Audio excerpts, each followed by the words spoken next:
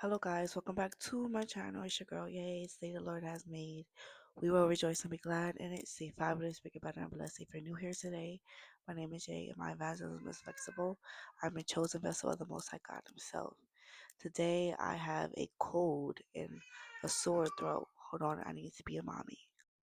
But we're going to keep on doing this, okay?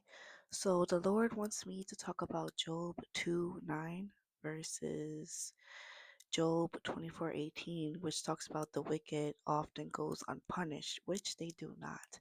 That's why it's important that we do not envy the wicked or what somebody else does if you know that they are doing bad. Okay, they get their own portion by acting that way. God sees all, He hears all, and He judges all, good and bad. So that's why we leave vengeance to God. That's why we just let God handle it. That's why we remove ourselves from these people. And the jealous and envious, family, friends, co workers, people that you grew up with, even in the same household as you, okay, as you get older, you will start to look like your decisions. When you're a baby, you look like your parents, okay? But when you get older, you start to look like your own decisions, good and bad. All right. And there is no excuses for those who choose to see and not see. Those become spiritually blind. Okay. And those who do not see may see and they may be saved because they go to God. Okay. Because they turn their life over. They are starting to realize that I need a change. I need to understand that not everything, I should not like everything, and everything should not be for me. People, family, friends, not everyone is for you. And when you get older, you realize that your inner peace matters. The way that you perceive yourself to be, the way that you carry yourself, the way that you bring out into the world, you being in right standing with God, having faith in things that are not seen, okay? Not looking at the problems, but you're looking at the outcome of praying is necessary for courage, okay? Do not be afraid. Do not fear what anyone that has to say or anyone tries to hinder you. Only God can bless you and only God can curse you. No man, no witch, nor warlock can take what God has placed in front of you. What is yours is yours. What God has for you, God is for you, then nobody cannot be successful against you, okay? So the wicked, it may look like the wicked goes unpunished often, but do not worry or do not worry about how they're going to get their judgment. Leave their judgment to God, okay? This is your confirmation that the peace the Lord gives you, a storm is coming for your enemies. An unexpected judgment is coming. Only God can bless you and only God can curse you. There is disobedience for a disobedience is a serious consequences. Okay? And if the Son says you're free indeed. Nobody cannot bring anything from your past because you know that Jesus paid the charges. You know that you're not that person no more.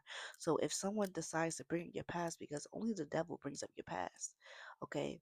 Only the devil can bring up what happened years before, try to get you to think on that moment, to blame you, to accuse you, to lie on you, to bear false witness against you. But the devil is a liar and there is no truth in him.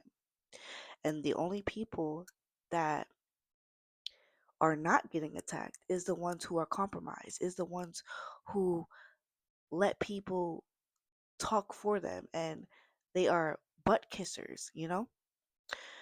So the Lord will give you peace that surpasses all understanding. All you have to do is ask God for knowledge and wisdom and clarity. Okay? So Job 2:9.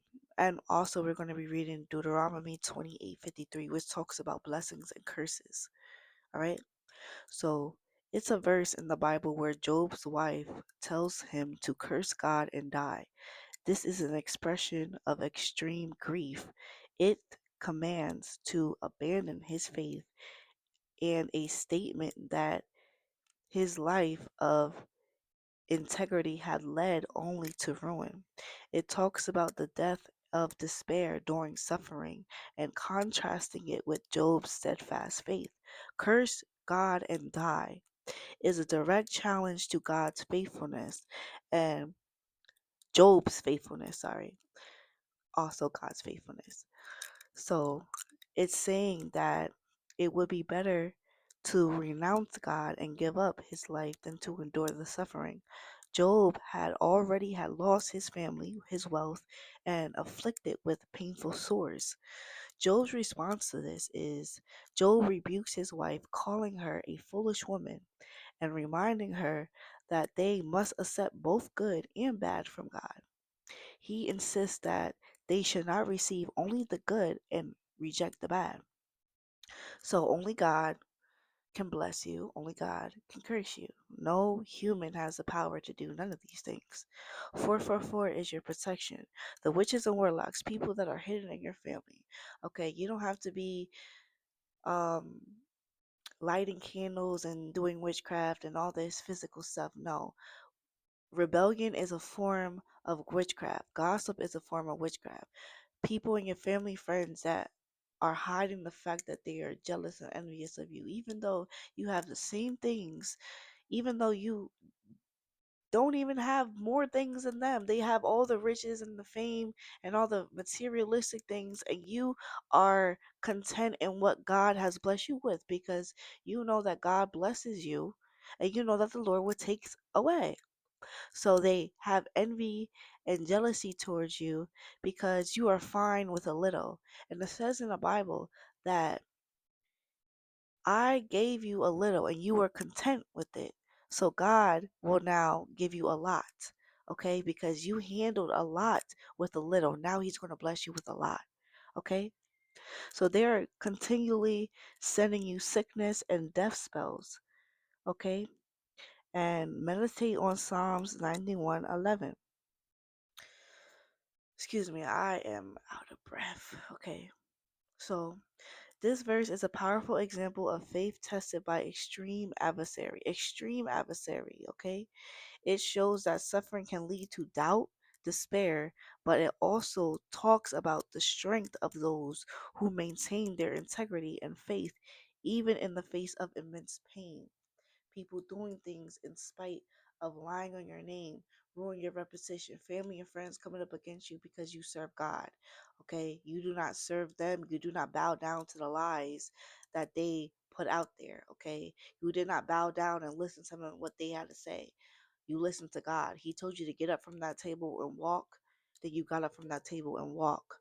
Okay, so we're going to read Deuteronomy 28:53, which says, "And thou shalt eat the fruit of thine own body, the flesh of thy sons and of thy daughters, which the Lord thy God has given thee in the sedge, in the strainest wherewith thine enemies shall distress thee."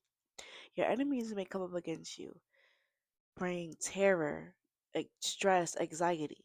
God has told you to remove yourself away from it, whether it was a week ago, yesterday, 2 years ago, 5 years ago. God has removed those people away from you because their judgment was coming. You know, and you should know, if you do not know already, that these people were supposed to learn off of you, but they do not accept a prophet in their own hometown, which means that they wouldn't accept you doing the right thing, always speaking truth. They hated that you spoke truth and not bow down to the lies, no matter how old you are. Okay, you can act like a teenager when you're 50 years old. You can act like in you can act 50 when you're 12, okay? You did not look the part to them. That's why they treated you the way that they did. Okay? They were jealous and envious of you because of you didn't have nothing and God still blessed you with that. They are mad because they rather heap on your blessings and be mad that God has blessed you even though they can ask God for themselves. Okay?